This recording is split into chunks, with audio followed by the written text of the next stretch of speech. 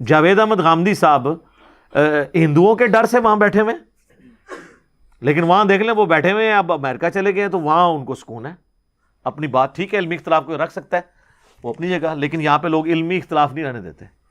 مجھے خود غامدی صاحب بتانے لگے کہ میں تو 5 وقت نماز پڑھتا تھا مسجد میں، ماڈل ٹاؤن میں جب رہتے تھے. تو ایک دن کہتے ہیں ایک مسجد کے بزرگ نے مجھے سائڈ پہ جا کے کہا، اور کہا بڑے اخلاص کے ساتھ کہ دیکھیں آپ کی مطلب اللہ کے ساتھ کمٹمنٹ اپنی جگہ، لیکن آپ اپنی جان کے تو دشمن ہیں، ہمارے پہ مہربانی فرمائیں، یہاں پہ بم پھٹا تو ہم آپ کے ساتھ خام خواہ شہید ہو جائیں گے، تو آپ گھر میں نماز پڑھا کریں. کیونکہ ان دنوں وہ یہ ضرب عضب اور رد الفساد نہیں ہوا تھا نا، تو اس لیے جو نان اسٹیٹ ایکٹر ہیں نا وہ بڑے عروج پہ تھے، اور غامدی صاحب ان کے خلاف کھڑے ہوئے تھے. ٹھیک ہے، مولوی تو ظاہر آپ کو پتہ ہے سپورٹر تھے، اور کسی زمانے میں ہمارے وہ ریاستی ادارے بھی ان کے سپورٹر تھے. وہ جب پھر ان اداروں کو فٹ ہوئے وہ بندے، ہم تو اس وقت بھی کہتے تھے یہ تمہارے گاٹے فٹ ہو جائیں گے، اپنی جو ہے نا یہ ڈاکٹرن بدلو، اپنا نیریٹو بدلو. اب شکر ہے کہ ان کو سمجھ آئی، لیکن بہت بعد میں سمجھ آئی، جب ہمارے کتنے فوجی جوان شہید ہوئے، آج تک کتنے لوگ شہید ہو رہے ہیں، اب جا کے یہ سکون ہوا ہے کافی حد تک. تو وہ غامدی صاحب کہتے ہیں مجھے وہ کہنے لگے بڑے اخلاص کے ساتھ کہ بھی آپ گھر نماز پڑھا کریں. تو کہتے ہیں اس دن میں نے پھر فرسٹ ٹائم یہ سوچا کہ میں نے کبھی سوچا بھی نہیں تھا میں نے ملک چھوڑ کے جانا ہے. تو یہاں تو لوگ کہہ دیتے ہیں ملک چھوڑ کے کیوں چلے گئے. جناب آپ کی تو جرت نہیں ہے کہ آپ ایک عالم دین ممبر پہ جھوٹ بول رہا ہو یا غلط حدیثیں بیان کر رہا ہو جو حدیثیں ہو ہی نہ، اور جھوٹے واقعات بیان کر رہا ہو، آپ جمعے کے خطبے کے بعد اس سے سوال بھی نہیں پوچھ سکتے. اپنی تو آپ کی جرت یہ ہے، اور لوگوں کو مشورے دیتے ہیں جی چوک کے رکھو کام.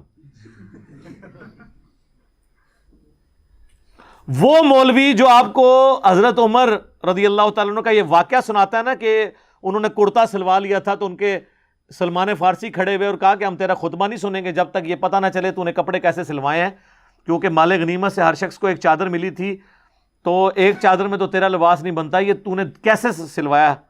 تو انہوں نے کہا کہ میرا بیٹا جواب دے گا. انہوں نے اپنی چادر اپنے باپ کو گفٹ کی، ان 2 چادروں سے ان کا لباس بنا. تو انہوں نے کہا ہاں اب تم بیان کرو، ہم سنیں گے بھی، تم حکم دو، ہم اطاعت بھی قبول کریں گے. یہ واقعہ جو مولوی بیان کر رہا ہوتا ہے نا، ممبر سے اترنے نہیں آپ نے اس کو دینا، کیونکہ حضرت عمر کو بھی ممبر پہ ہی پوچھا تھا. وہیں آپ کھڑے ہو کے پوچھیں کہ حضرت صاحب آپ 4 سال پہلے ایک سائیکل پہ آئے تھے، آج آپ نے ڈرائیور بھی اور ہونڈا سیوک رکھی ہوئی ہے، یہ کہاں سے آئی ہے؟ آپ کی تنخواہ تو 25,000 ہے، 25,000 کا تو پیٹرول بھی نہیں اس میں پورا ہوتا. تو یہ اللہ کی اتنی مہربانی آپ پہ کیسے ہوئی ہے؟ حضرت عمر کی سنت پہ عمل کرتے ہوئے ذرا بتائیں.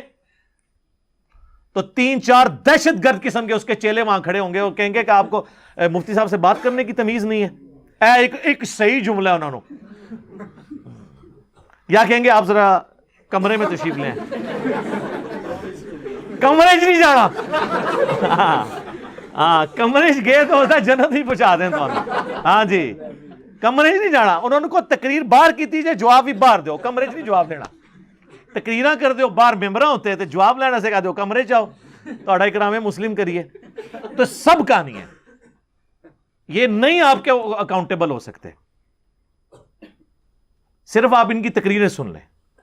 اللہ کے نبی چٹائی پہ بیٹھتے تھے تو بھی بینا نہ چھوڑ دیں میرے بھائی. ان کا لیونگ سٹینڈرڈ آپ دیکھیں، آپ حیران ہو جائیں گے. کوئی پرائم منسٹر، کوئی آرمی چیف اس لائف کو نہیں انجوائے کر رہا جو یہ لوگ کر رہے ہیں. آرمی چیف یا پرائم منسٹر کی تو عزت لوگ اس کے عہدے کے دبدبے کی وجہ سے کریں گے، اور اتنا ہی عرصہ کریں گے جتنے دن ہے وہ. بعد میں آپ دیکھ لیں آج مشرف کا کیا حال ہو رہا ہے. لیکن علماء وہ ہیں جن کی لوگ اندر سے عزت کرتے ہیں اور مرتے دم تک کرتے ہیں، وہ ریٹائر بھی نہیں ہوتے. کیوں کہ وہ انہوں نے جو ان کو جنت میں لے کے جانا ہے نا. اتنی مت مار دی ہے یار انہوں نے. تو وہ بات کہاں سے کہاں چلی گی، چونکہ یہ آیت بہت کریٹیکل ہے. آیت نمبر 29 سورہ النساء کی، احترام جان اور احترام مال. یا ایھا الذین آمنوا لا تأکلوا اموالکم بینکم بالباطل. اے اہل ایمان مت مال ہڑپ کرو ایک دوسرے کا باطل طریقے سے. الا ان تکونوا تجارۃ عن تراض منکم. ہاں تم مل جل کر کوئی پارٹنرشپ کر کے تجارت کے ذریعے کوئی مال کماتے ہو کہ آدھا وہ پارٹنر ہے آدھا آپ ہیں اور کمائی ہوتی ہے، یا ایک سلیپنگ پارٹنر ہے، محنت دوسرے کی ہے، سرمایہ اس کا تھا تو اب اس کی جو انکم ہے ظاہر ہے اگرچہ آپ کا سرمایہ نہیں تھا لیکن محنت تو آپ کی ہے نا. تو اب اس کے مال سے جو کمائی ہے وہ تو آپ کھا سکتے ہیں، وہ کاروبار ہے مداربہ یا مشارکہ کی شکل میں، ویسے نہیں کسی کا مال ہتھیا سکتے۔ وَلَا تَقْتُلُوا أَنفُسَكُمْ، اور مت اپنے آپ کو قتل کرو۔ یہاں اپنے آپ سے مراد ہے کہ ایک مسلمان کو مارنا گویا اس نے اپنے آپ کو ہی مارا ہے، اس نے اپنے معاشرے کا قتل کیا ہے، یعنی ایک دوسرے کو قتل مت کرو۔ ان اللہ کان بکم رحیما، بے شک اللہ تعالی بھی تو تمہارے ساتھ بڑی مہربانی فرمانے والا ہے۔ جب اللہ تمہاری نافرمانیاں دیکھ کر بھی تمہارا روٹی پانی بند نہیں کر رہا، تو تم بھی جو ہے نا انسان بن جاؤ، آدم کے بچے بنو، شیطان کے بچے نہ بنو۔ شیطان نے اپنی غلطی پہ جسٹیفیکیشن دی تھی اور آدم نے اپنی غلطی پہ معافی مانگی تھی، تو آدم کے بچے بنو۔ آدمی کون ہوتا ہے؟ جو آدم کی اولاد میں سے ہو۔ تو اللہ تعالیٰ بھی تو رحم فرمانے والا ہے۔ تو یہاں پہ احترام جان اور احترام مال آیا ہے، ایک دوسرے کو قتل بھی نہیں کرنا اور ایک دوسرے کا مال بھی ہڑپ نہیں کرنا۔ تو یہ بڑی کریٹیکل آیت ہے۔ اس آیت کے کانٹیکسٹ میں ایک حدیث ہے صحیح مسلم کے اندر، اب چونکہ اس آیت کے ساتھ وہ ریلیٹڈ ہے میں اس لیے بیان کر رہا ہوں۔ صحیح مسلم میں حدیث ہے انٹرنیشنل نمبر کے مطابق 4776، جو ہم نے اپنے کربلا والے ریسرچ پیپر میں بھی ڈالی ہوئی ہے، کہ عبد الرحمن بن عبد رب کعبہ ایک تابعی ہیں، وہ کہتے ہیں کہ میں خانہ کعبہ شریف میں داخل ہوا اور میں نے دیکھا کہ حضرت عبداللہ بن عمر بن عاص جو صحابی ہیں، وہ خانہ کعبہ کی دیوار کے ساتھ ٹیک لگائے ہوئے اصحاب کو، اپنے ساتھیوں کو، تابعین کو حدیث بیان کر رہے ہیں، جس حدیث کے اندر وہ ترغیب دلا رہے ہیں کہ اپنے حکمران کی اطاعت تم پہ ضروری ہے۔ تو وہ بیٹھ کے حدیث سنتے رہتے ہیں۔ جب وہ حدیث بیان کر چکتے ہیں تو وہ تابعی عبد الرحمن جو ہے وہ حضرت عبداللہ بن عمر بن عاص سے کہتا ہے کہ یہ حدیث جو آپ نے یہاں بیان کی ہے کہ حکمران کی اطاعت کرنی ہے، کیا یہ حدیث آپ نے خود رسول اللہ سے سنی تھی صلی اللہ علیہ وآلہ وسلم؟ تو انہوں نے کہا ہاں، میری آنکھوں نے اللہ کے نبی صلی اللہ علیہ وآلہ وسلم کو دیکھا، میرے کانوں نے آپ سے یہ بات خود سنی اور میرے دل نے اسے یاد رکھا۔ اچھا، تو وہ کہتا ہے کہ آپ تو ہمیں یہ کہہ رہے ہیں کہ حکمران کی اطاعت کرو ہر حال میں، جبکہ آپ کے چچا کا لڑکا معاویہ ابن ابی سفیان جو اس وقت کے حاکم ہیں، ہمارے امیر ہیں، وہ تو ہمیں حکم دیتے ہیں کہ ہم ایک دوسرے کو ناحق قتل کریں اور ایک دوسرے کا مال حرام طریقے سے ہڑپ کریں۔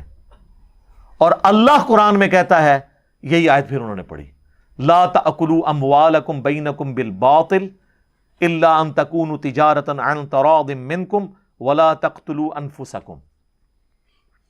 اب ہم اللہ کی بات مانیں یا اپنے حاکم معاویہ ابن ابی سفیان کی بات مانیں؟ آپ ذرا لیول دیکھیں، یہاں تو مفتی کے سامنے کوئی حدیث بیان کرے نا تو وہ کتے کی طرح پڑھتا ہے آگے سے، یہاں ایک تابعی صحابی کو آیت سنا رہا ہے کہ سر جو آپ یہ بات کر رہے ہیں قرآن تو یہ کہتا ہے، ہم کدھر جائیں؟ فرق دیکھا؟ قرآن اسی کہتے ہیں کتابوں کو مانے، اس نے بابے کو نہیں مانا، اس نے کتاب کا حوالہ پیش کیا ہے اپنے سے بہت بڑے بابے کو، یعنی میں رسپیکٹ کے طور پہ یہ لفظ استعمال کر رہا ہوں۔ انہوں نے بھی آگے سے نہیں کہا تم توہین کر رہے ہو، تو وہ خاموش ہو گئے، اپنا سر جھکا لیا۔ تھوڑی دیر خاموشی کے بعد اب سوال ہی بڑا ڈاڑا تھا، ایک تو حکمران کی بات کی اور کہا کہ وہ آپ کا کزن بھی لگتا ہے، پھر انہوں نے سر اٹھایا، انہوں نے کہا کہ معاویہ کی اطاعت کرو ان کاموں میں جس میں اللہ کے حکم کے اندر اندر وہ حکم دے، اور جس میں وہ تمہیں اللہ کی نافرمانی کا کہے تم اس کی نافرمانی کرو۔ یہی ایٹیچیوڈ ایک مسلمان کا ہونا چاہیے، اور یہ صحابہ کا ایٹیچیوڈ تھا۔ بخاری اور مسلم دونوں میں حدیث ہے کہ نبی علیہ السلام نے ایک انصاری صحابی کو ایک لشکر کا امیر بنا کر بھیجا، اور اس حدیث کے راوی مولا علی ہیں رضی اللہ تعالیٰ عنہ۔ تو راستے میں اس امیر کو غصہ آ گیا، غصہ آیا تو اس نے ایک لکڑیوں کا بہت بڑا الاؤ جلایا، بہت بڑا لکڑیوں کا آپ سمجھ لیں گٹھا جمع کر کے اس کو آگ لگائی، اور اس نے کہا کہ دیکھو نبی علیہ السلام نے مجھے تمہارا امیر بنایا اور امیر کی اطاعت واجب ہے۔ بخاری مسلم میں حدیث ہے نا کہ جس نے میرے بنائے ہوئے امیر کی اطاعت کی اس نے میری اطاعت کی، اور جس نے میری اطاعت کی اس نے اللہ کی اطاعت کی، اور جس نے میرے بنائے ہوئے امیر کی نافرمانی کی اس نے میری نافرمانی کی، اور جس نے میری نافرمانی کی اس نے اللہ کی نافرمانی کی۔ تو اس نے کہا کہ میں تمہارا امیر ہوں اور میں تمہیں حکم دیتا ہوں کہ تم اس آگ میں چھلانگ لگاؤ. یعنی غصہ ٹھنڈا کرنا سی, انہوں نے وہ آگے سٹ رہے. اب وہ تو جناب آگے کو مقلد تو نہیں تھے نا سر, وہ یہ تو نہیں کہتے تھے کہ مفتی صاحب نے فرما دیا لاؤ چھال. انہوں نے کہا کہ بڑا پیارا جملہ بولا, انہوں نے کہا ہم تو آگ سے بچنے کے لیے ہی رسول اللہ کے دین کو قبول کیا تھا ہم نے, اور تم ہمیں آگ میں پھینک رہے ہو. ہائے ہائے ہائے. آج کوئی یا تو لوگ پیروں کے کہنے پہ بچے ذبح کرتے ہیں. چلے بچے ذبح کرنا تو آپ کو یعنی ایک دم لگتا ہے کہ بہت بڑا جرم ہے. اس سے بڑا جرم یہ ہے کہ پیروں کے, بزرگوں کے, مفتیاء کے, علماء کے کہنے کے اوپر لوگ سنت کے مطابق نماز پڑھنے سے ڈر جاتے ہیں, رسول اللہ کا طریقہ چھوڑ دیتے ہیں, لیکن وہ ہمیں نظر نہیں آتا. بچہ مر جائے تو نظر آ جاتا ہے. انہوں نے آپ کا ایمان بھی قتل کیا ہوا ہے, وہ ایمان ہم قتل کروا لیتے ہیں. اور ٹھیک ہے جی, وہ جانے انشاءاللہ تعالیٰ وہ سنبھال لیں گے. وہ کہ تساں بن گئے تو ہم نال ہی لے کے جان گے جتنے انہوں نے آپ جانا ہے. ٹھیک ہے نا جی. تو خیر اسی دوران وہ آگ ٹھنڈی ہو گئی اور اس صحابی کا غصہ بھی ٹھنڈا ہو گیا. حدیث کے الفاظ ہیں کہ اس صحابی کا غصہ بھی ٹھنڈا ہو گیا, اور جیسے ہی وہ سفر سے واپس آئے نا, انہوں نے سیدھا رسول اللہ کو شکایت کی کہ جی آپ کے امیر نے ہمارے ساتھ یہ کیا ہے. نبی علیہ السلام نے فرمایا اگر تم لوگ اپنے امیر کے کہنے پر اس آگ میں چھلانگ لگا دیتے تو جہنم کی آگ میں جا کے نکلتے سیدھے. اس سے یہ بات پتہ چلی کہ امیر, مفتی, بزرگ, اگر کوئی صحابی بھی ہو اور وہ قرآن و سنت کے خلاف چلنے کا آپ کو کہے تو آپ نے نہیں ماننا. یہ ہے اس میں سے میسج. آپ نے اس کو یہی کہنا ہے کہ کتاب و سنت کو میں نے فالو کرنا ہے. اور اس حدیث کے آخر میں الفاظ ہیں, نبی علیہ السلام نے فرمایا کہ اللہ کی اطاعت کے اندر ہی کسی کی اطاعت کی جا سکتی ہے, اللہ کی نافرمانی میں مخلوق کی اطاعت جائز نہیں ہے. یہ سورہ لقمان میں بھی آیا نا, اللہ تعالیٰ نے فرمایا کہ اگر تیرے ماں باپ بھی تجھے کہیں نا کہ تو میرے ساتھ شریک ٹھہرا تو تو نے ان کا حکم نہیں مانا. حالانکہ ماں باپ کا درجہ اس کائنات میں اللہ رسول کے بعد سب سے بڑھ کر ہے کسی ایک انسان کے لیے حقوق کے اعتبار سے, لیکن وہاں کے وہاں میں نہیں. ایک اور حدیث ہے بخاری اور مسلم میں کہ مخلوق کی اطاعت معروف میں ہے, منکر میں نہیں ہے. بھلائی کے کاموں میں ہے, برائی کے کاموں میں نہیں ہے. اور یہاں پہ لوگ جو ہے نا وہ ان کو قرآن و سنت سے کوئی بات بتا بھی دیں, وہ کہتے ہیں نہیں انہوں نے فرما دیا. یہ سر یہ جو سلوگن ہے نا کہ مرنے سے پہلے اے مسلمان کر لے اس پہ غور, کتابوں کا خدا اور ہے بابوں کا خدا اور, اس کے بغیر چارہ نہیں ہے. کیونکہ بابے تو اپنا اپنا کام ڈالیں گے, بابوں کے شر سے بچنے کے لیے کتابوں سے جوڑنا پڑے گا, اور کتابوں سے آپ جوڑیں گے تو بابوں کے شر سے خود بخود بچ جائیں گے. اصل چیز یہ ہے کہ, اور پھر یہ بات لاجیکل بھی ہے, یہ بابوں کی عزت کیوں ہوتی ہے؟ اس لیے کہ یہ کتاب اللہ اور سنت پہ چلنے والے ہیں, اور اگر آپ کو بھی یہ چلنے سے روکیں تو پھر لا نہیں لینا چاہیے بجائے ان کی عزت کرنے کے. عزت کی بنیاد ہی یہی تھی نا. عزت کی بنیاد کیا تھی کہ یہ جی قرآن پہ اور حدیث پہ چلتے ہیں, اور جو یہ کہ قرآن حدیث ڈائریکٹ نہ پڑھو گمراہ ہو جاؤ گے, پھر اس کے ساتھ کیا کرنا چاہیے؟ اکرام مسلم اس کا کرنا چاہیے نا.